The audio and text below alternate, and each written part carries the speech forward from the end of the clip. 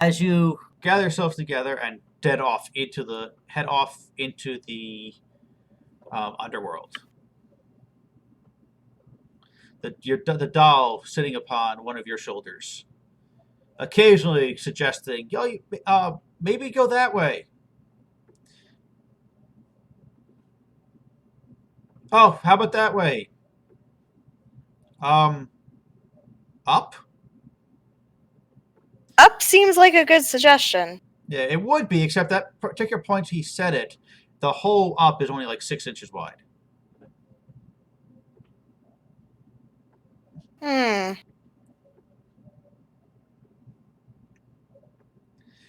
Uh, Eventually, you wander. You don't know how long. It could have been hours. It could have been days. For all you know, the sun may have never risen again above you, and all you love may be long gone. But probably not. It's probably been like 3 hours. Um, so, and before you see ahead of you a very dim green glow coming around a corner.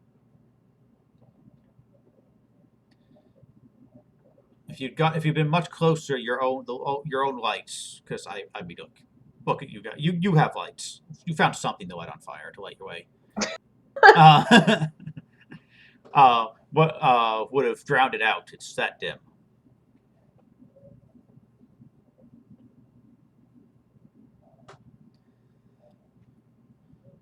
Shall we go towards the light? I'm just holding a giant torch, and what I'm going to do is I'm going to take a little piece of it off and throw it to see if something like reacts. Yes. You throw it out. It clatters against the wall where the corridor turns, and drops to the ground, totally drowning out the green, the little bit of green that you were seeing come around there, and burns merrily on the floor. Nothing seems to react to it. All right, I look back. I guess it looks like nothing's there that might try and kill us at the moment.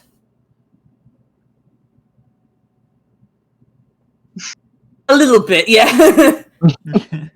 I try to be optimistic. Enough, since you have the light, lead the way. I'm basically I'll be ahead of the pack then. I'm just like lead Yes. with a giant thing of fire. Okay. You turn the corner and immediately gasp in wonder, for you see in front of you an infinite collage of tiny fires. And then you blink your eyes and you realize that you are looking at a cave of gemstones. The very walls are broken, are gemstones extending out, like you've walked into the center of a geode. And every facet reflects your torch right back into your eyes, and you realize that you are staring at the beautiful fires, a million beautiful fires stretching into infinity. So Daisy stepped in front of you three, turned the corner, and stopped. And she's been just standing there for like 5 minutes.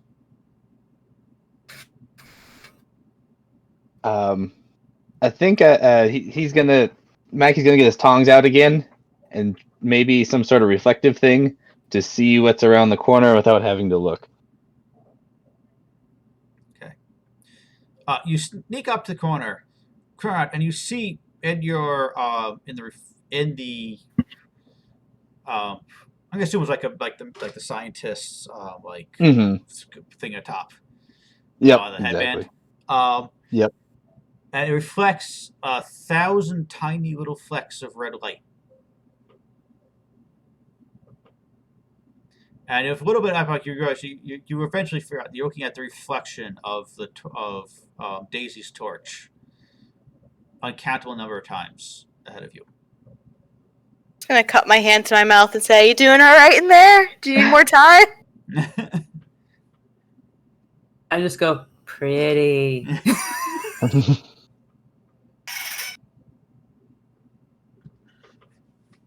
I'm gonna go forward and check it out. Yep. Yes, and you step around. You also say you're at what looks to be a the open center of a giant deep geode, except it continues on ahead of you. Uh, and there seems to be something of a slightly worn path down the center where bits have been broken off and worn down over time, as if something has gone through here before and come back. As you bend down to look at this, you notice that the ground is actually shimmering a little. It's a little it's a little slimy. Just the slightest film of slime. And it's this slime that is glowing a faint green. I'm going to investigate this slime. Have I ever seen its like before? You know what? I'm just going to say yes. You have. And in fact, so has Mackie, you're a scientist. For all of you, you both recognize the unique form and look and smell of the slime mold. Faintly Is it slime? luminescent from inside. Is it slime or is it mold? That's the question I always had. Why not both?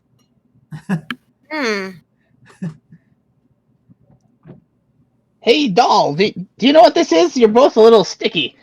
Maybe there's some, I don't know. Maybe you share something. No. It's, I think, maybe once I saw something come up from below, covered like this, glowing like this, faintly in the dark. It was dripping all over, like a most disgusting thing. But it did not stay long. It collapsed. It walked past and collapsed, and eventually the glow died. And I was left with just the shine, the shine of the gold from the dragon's fiery breath to look at my beautiful, beautiful shoes. Right. Is it dangerous though? Oh no, I don't think so. It's not fire. We're good. Is it dangerous? Would it be dangerous to the princess? Oh, she was such a delicate, gentle, wonderful, loving thing. Everything was out to get her. Everything. Specifically, could it hurt the princess? It's just this one.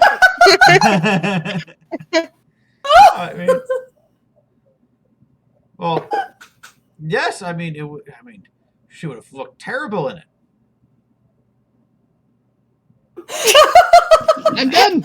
That's it. And he sits down on the floor. I just look at Mackie and I go. I just there's my portion and go. Just put it on fire. Just burn it. Burn it. Yeah, That's the easiest thing. I agree with Daisy. I mean, in hell, there's not much mold because the air is very dry, so I don't have much experience with this. Yep. Now, actually, the point. The air here is very humid. You can feel it up ahead of you. There's a heavy, humid breeze, gentle, humid breeze coming down the corridor. Yeah, Go ahead. Oh, I'm gonna take a little sample of the slime mold in like some kind of like glass jar. Just for perusal. Maybe throw us a couple bugs in there later. Yep. Yes, it comes up easily. You scoop it into a little mason jar. And you've got a little glowing little jar of slime mold. Faint So cool. bioluminescent slime mold. Can I burn it yet? I rescued some of it. You can do with it what you will. Hey! I just take my torch and just go, wee! And just cops on top of the slime. Sorry, you what on top of the slime? What? What on top of the slime? The torch. I can throw it. And then immediately I throw another. I have another torch just come right up. Like I have another one. Yes. I always have more torches. I have plenty. The torch goes forward. It kind of splits on the slime, and while a few embers come off and burn for a little bit, the slime itself seems to be way too wet to burn well. You'd need something special to burn it. At the minimum, some sort of oil. Gosh, we should have brought that. Oh, go ahead. Sorry. Oh, except every once in a while, there's a little puff, and a little tiny, smallest burst of flame comes off. Which, let's see, as a pyromaniac, you recognize it's the weak, anemic fire of alcohol.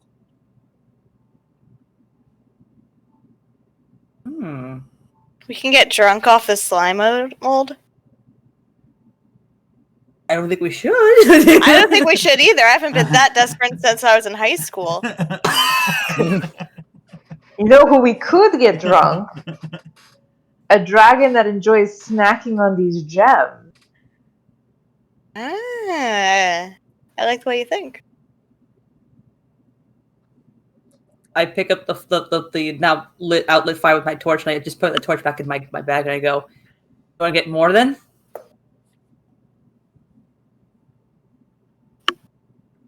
I mean, dragons are big, yeah? Yeah. How alcohol intolerant are dragons that this is going to get a dragon drunk? As much as I want to have the dragon have a good time. Yeah, we cannot guarantee he is a 2-drink lizard. Right. How potent it is! And Mackie whips out a beaker, shoves some of the stuff in it, and then takes a drink of it. Just like the raw slime. Yep. Damn. Roll your Yug heart to see if you survive this.